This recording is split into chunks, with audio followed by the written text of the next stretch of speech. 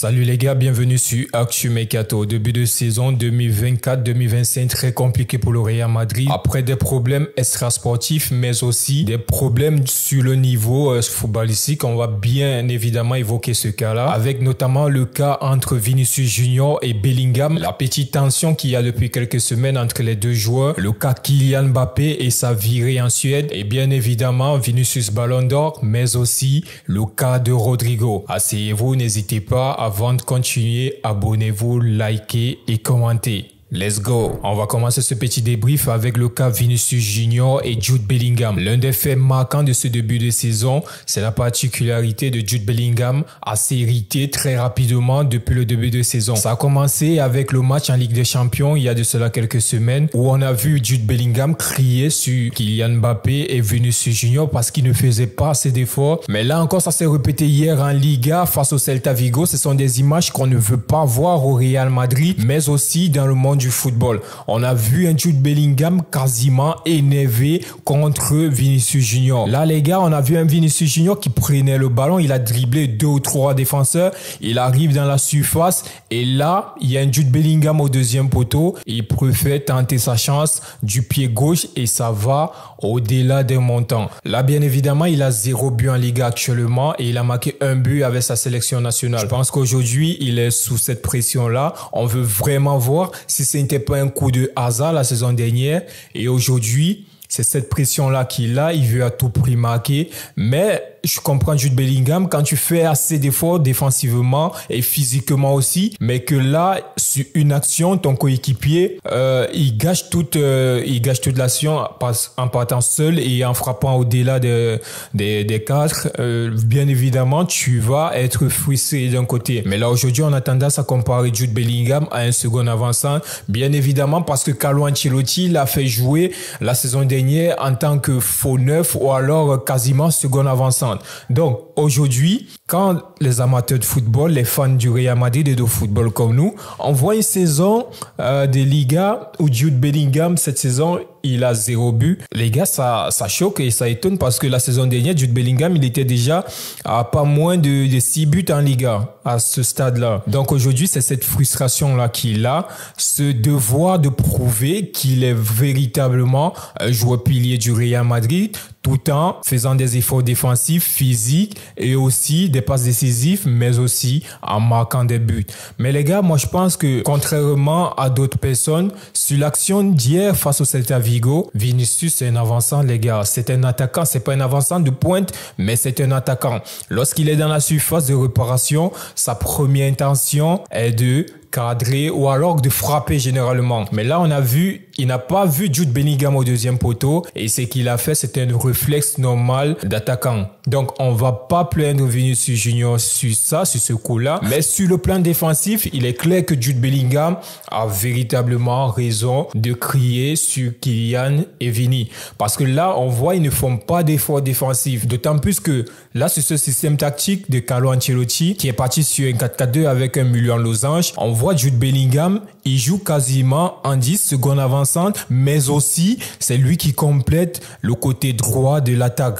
Donc quand on est sur une phase défensive, Jude Bellingham, il va prendre ce côté-là, il va être comme un milieu de couloir droit. Aujourd'hui, quand il voit ces attaquants qui ne font pas d'efforts, les gars, ça agace. Même pour nous aussi, supporters, ça agace. Mais je pense qu'on doit être plus indulgent avec Jude Bellingham. L'arrivée de Kylian Mbappé au Real Madrid, ce mercato a attisé beaucoup d'attentes médiatiques, mais aussi sportives. On a un Kylian Mbappé depuis le début de la saison qui n'est pas au top physiquement dans tous ses moyens, bien évidemment. Parce que si on compare aujourd'hui ce Kylian Mbappé du Real Madrid et le Kylian Mbappé il y a de cela 2 ans, c'est pas le même joueur. Là, on a vu depuis l'Euro un Kylian Mbappé diminuer physiquement, mais aussi avec une grosse pression psychologique. Il y a de cela une semaine, la presse suédoise a sorti une information reliant Kylian Mbappé avec un prétendu viol qui aurait été commis dans son hôtel où il résidait lorsqu'il était en Suède. On va revenir dans ce contexte-là. Kylian Mbappé n'est pas appelé par Didier Deschamps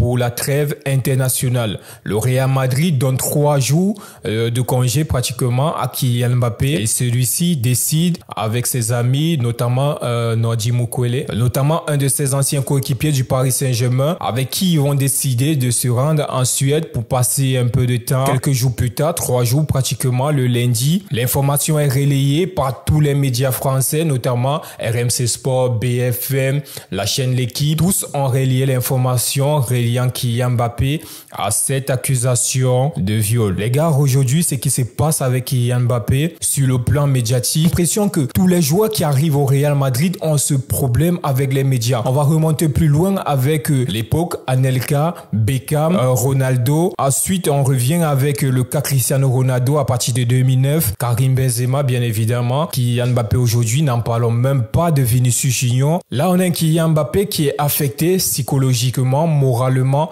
mais aussi sportivement. Selon Romain Molina, Kylian Mbappé aurait commencé à consommer beaucoup d'alcool.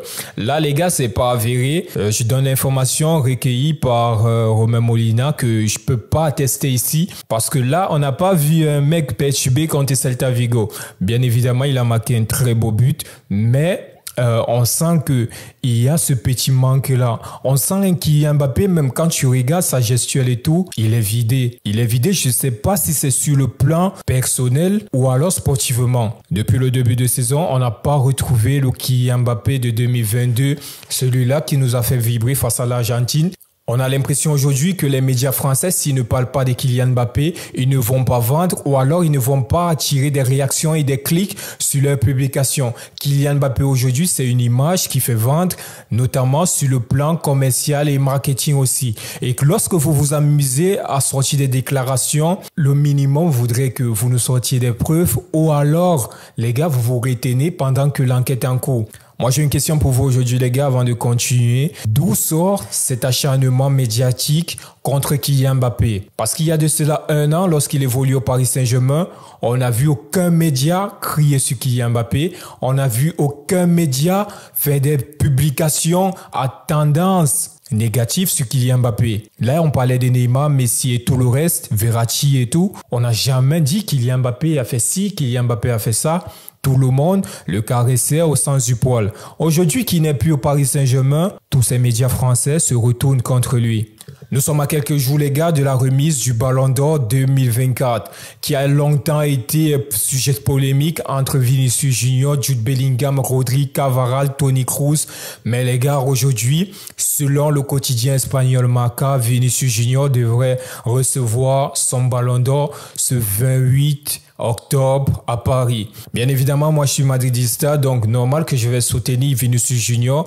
Certains diront que c'est le Ballon d'Or le plus démérité de cette dernière décennie. Les gars, c'est juste parce que nous avons été matrixés par 2 GOAT, par 2 légendes, par 2 joueurs qui ne venaient pas de notre planète durant près de 15 années. Ces gars-là qui mettaient des 60, 70 buts par saison. Mais les gars, je tiens à vous rappeler que l'époque n'est plus la même et on ne jugera plus le Ballon d'Or sur les stades comme on le faisait avec Cristiano Ronaldo et Lionel Messi. Vinicius Junior, il a mérité son Ballon d'Or parce qu'il a été régulier en championnat où il a mis, je pense, entre 16 et 18 buts et en Ligue des Champions où il a été décisif dans tous les grands matchs contre le Bayern et en finale aussi. Là, les gars, aujourd'hui, vous n'allez pas me dire que Vinicius Junior, là, il ne mérite pas ce Ballon d'Or.